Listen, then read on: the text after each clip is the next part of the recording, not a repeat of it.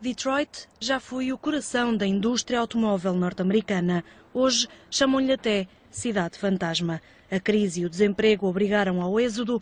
Nos últimos anos, Detroit perdeu vida e milhares de habitantes. Em março, o município contratou um gestor financeiro de emergência para avaliar a situação e encontrar forma de tirar Detroit da crise. Mas o que encontrou é pior do que se temia. As contas de Detroit bateram no fundo. A cidade entrou em bancarrota, resultado de uma economia lenta, do excesso de avaliação de receitas fiscais, de gastos excessivos e de uma má gestão. When General Motors went into bankruptcy, it was able to eliminate its fixed costs and its future liabilities, and it had cars to sell.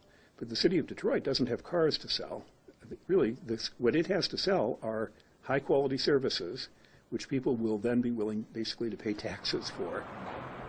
Há vários anos que a situação financeira de Detroit tem vindo a deteriorar-se e vai piorar. Prevê-se que até dia 1 de julho o déficit ultrapasse os 386 milhões de dólares, cerca de 300 milhões de euros.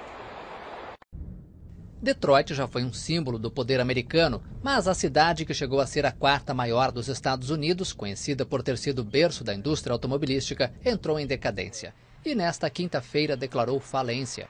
Detroit perdeu quase metade de sua população desde 1950, expulsa pela violência de gangues armadas e em busca de melhores oportunidades devido à crise na indústria automobilística. Em uma carta que acompanha o pedido, o governador do estado de Michigan, Rick Snyder, diz ter aprovado o pedido do administrador emergencial da cidade, Kevin Orr. Snyder afirmou que a falência é a única solução que vai permitir a Detroit voltar a ser estável e viável. No mês passado, a cidade havia anunciado que entraria em moratória em uma parte dos 18,5 bilhões de dólares que deve. Se for confirmada pela justiça, a quebra vai permitir buscar acordos com os credores da cidade. A prosperidade é uma lembrança em Detroit, agora é a insegurança que ronda a cidade. Estamos fazendo um patrulhamento no bairro para tentar manter um certo grau de segurança para os cidadãos. Victor é voluntário. Ele ajuda a polícia a cuidar depois que o investimento em segurança diminuiu. Desde que o Estado aumentou o controle sobre as finanças da cidade, tem sido assim. A redução de custos pode atingir as escolas também. A cidade tem mais de 13 bilhões de dólares em dívidas e um déficit orçamentário de 200 milhões. A concorrência com montadoras da Europa e asiáticas custou milhares de empregos em Detroit desde 1950. Com a principal fonte de renda dizimada, a cidade não pode mais recolher o suficiente para investir. Sob a lei de Michigan, o governador poderia nomear um interventor na cidade.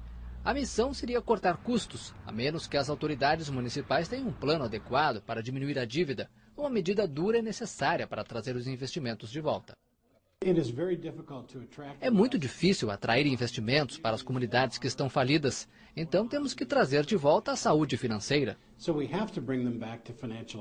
Detroit já está tentando cortar 40 milhões de dólares em salários e benefícios. Os críticos dizem que novos cortes podem piorar a qualidade dos serviços. O gerente financeiro, a curto prazo, vai equilibrar as contas, mas no longo prazo vai estimular ainda mais o processo de fuga da cidade e assim tornar difícil o equilíbrio das contas no próximo ano e no ano seguinte e no outro ano também. Alguns moradores estão lutando para tentar revogar a lei de emergência. A menos que Detroit crie um plano de austeridade, caberá ao Estado e não aos moradores decidir o futuro da cidade do motor.